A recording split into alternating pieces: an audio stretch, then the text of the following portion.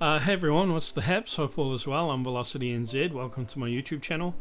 And today I'm gonna just be looking at the character usage statistics that that have just been released. Apparently, somebody got them from the Steam statistics. So yeah, I'll just give my thoughts on all the characters and everything. So Panda down the bottom for me makes total sense. She's a bear character and not even a Mishima bear character. Zafina, she's actually conceptually pretty cool, like harnessing Azazel's powers. I guess her style is just not overly appealing. Shaheen makes sense, he's a boring character, really generic. Leroy, for an easy to play automatic win character, I'm surprised he's so far down. But maybe he's tainted by a terrible reputation, and maybe players are more dignified now in who they choose to play. Raven, Tekken 5 Raven was super fun. I loved doing his classic 3-hit wall combo, the front flip into low spinning roundhouse, demon double breath palm, demon breath double palm. Sorry. He has a pretty cool moveset, just probably not a super popular character. Actually, I just remembered, he's got all of his clone moves, which look really cool. I wouldn't mind giving that a try. Nina, I think she deserves to be higher up. Her guns are cool and fucking fun.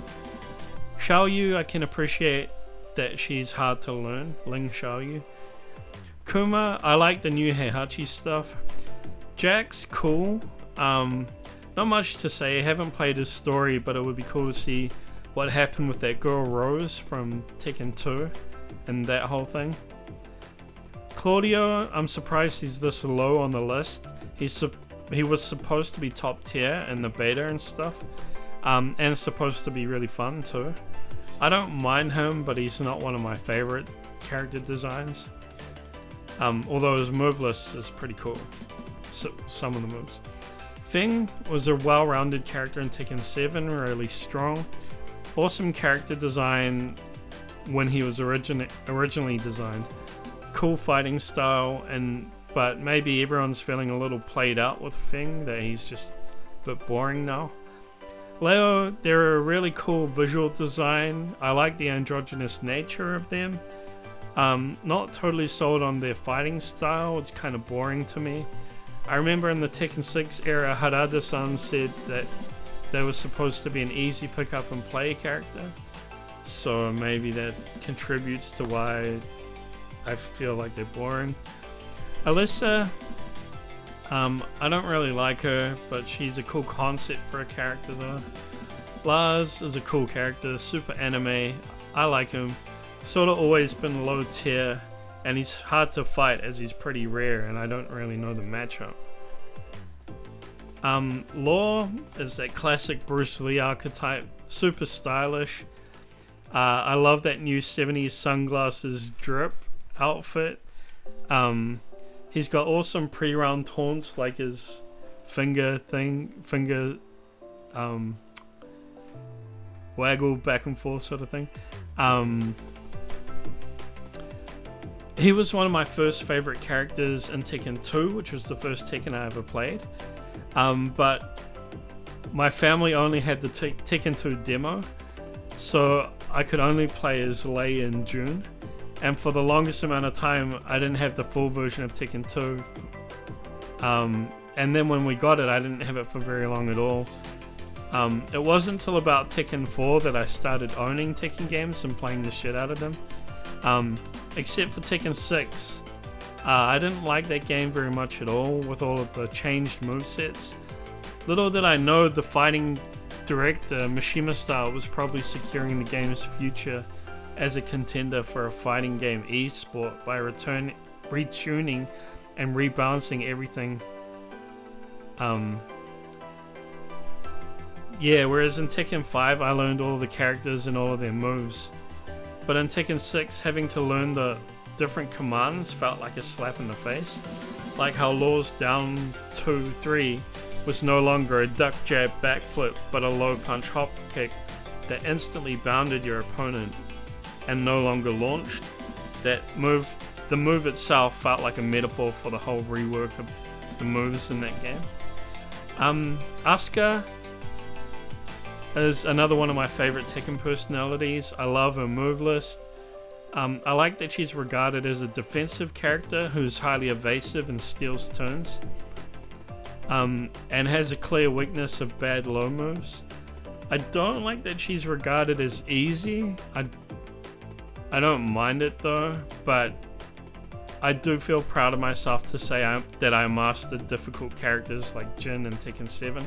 Jin was my main, and I think there's a feeling of pride when your character's like regarded as a hard to use character that you've mastered.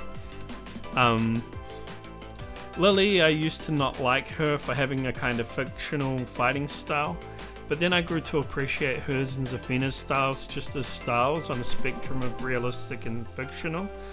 Realistic styles being like karate, kickboxing, wrestling, boxing, judo, taekwondo, and a whole lot more. Also, she kind of represents an archetype and has of the rich, kind of super rich girl who's really dainty and immaculately dressed and everything. And she has a huge following in the female fan base for the game, and a lot of people like cosplaying her and all that kind of thing. Lee, I haven't seen the new battle suit do anything interesting, which I'm disappointed at because I was excited about that. I do like that they've kind of implemented a combat reference with the grenade that he uses.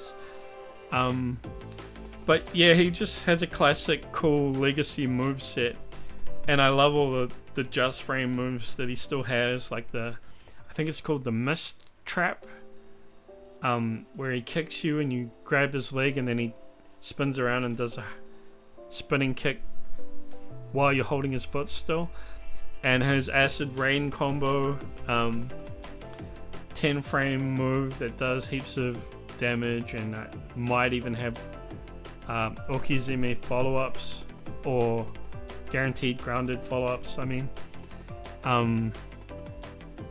Steve mechanically is one of my favorite characters. He probably has a lot of new stuff, I think, like that clinch throw. I hope there's multiple ways of using that, kind of like Ganryu's sort of clinch thing, and Tekken Tekken 7, and previous games. And he has this new like Muhammad Ali shimmy that looks really cool. He probably requires some mastery of all of his moves, just like everyone else does, but to a greater extent, I would say, before you can actually use him versus other people. Yoshi looks cool, harkens back to earlier Tekken visual designs, sure to promise some cool new gameplay. Paul is quite far down on the list. He was number 2 in Tekken 7? Or number 1 maybe? I might have got that wrong. He was 1 or 2, him and Kazuya in Tekken 7. Apparently he's fun to use. I usually use him because I know his gameplay won't have changed much from game to game, as Paul always has been. June is a returning character from the 90s iteration of the game Tekken 2. Was back for Tekken Tag Tournament 1 and Tekken Tag 2, but not canon. And she has some interesting new life regeneration and life drain mechanics in Tekken 8. Huarong seems hard to learn, lots of stances, but he's one of my favorite Tekken personalities. And just like any character, I'd love to familiarize myself with him more.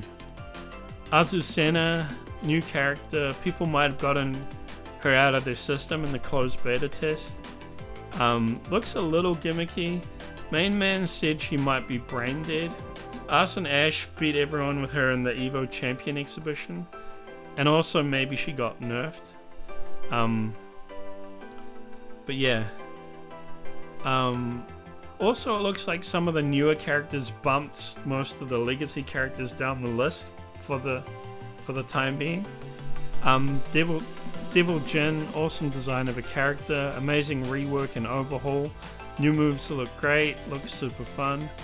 Brian, fan favorite, unique gameplay, less conventional mechanics, no hop kick, instead he has an orbital heal, no quick down forward 1 check, instead he has those like machine gun punch things. Kazuya used to be number 1 in Tekken 7, or number 2 actually, thinking about it.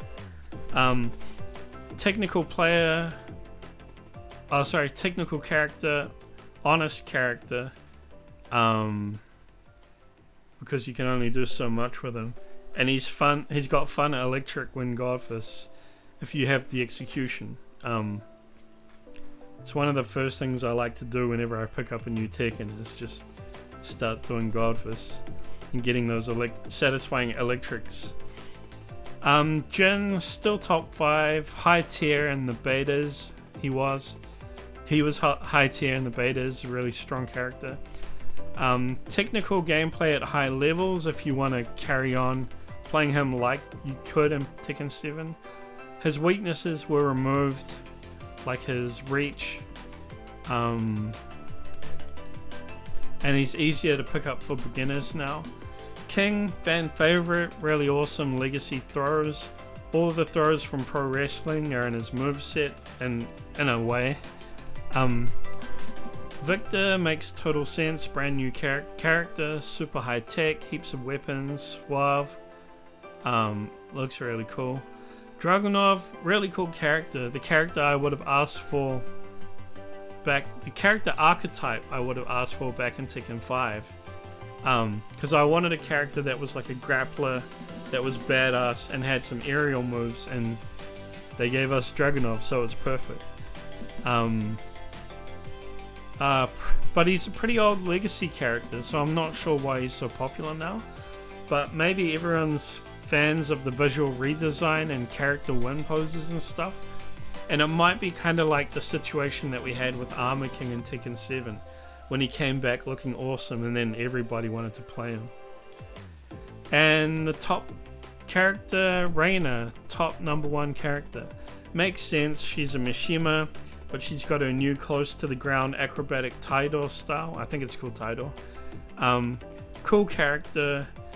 I thought she'd be too technical for the masses to use, but she makes the game feel new again. So those are my thoughts on all the characters in the charts. Yeah, it's dope. We got a new Tekken out. We're getting official stats. Well, we're getting statistics. And it's exciting times. If you like this video, feel free to like, comment, share, and subscribe. And godfist that bell icon, as I plan on bringing more content like this in the future. All good? I'll catch you.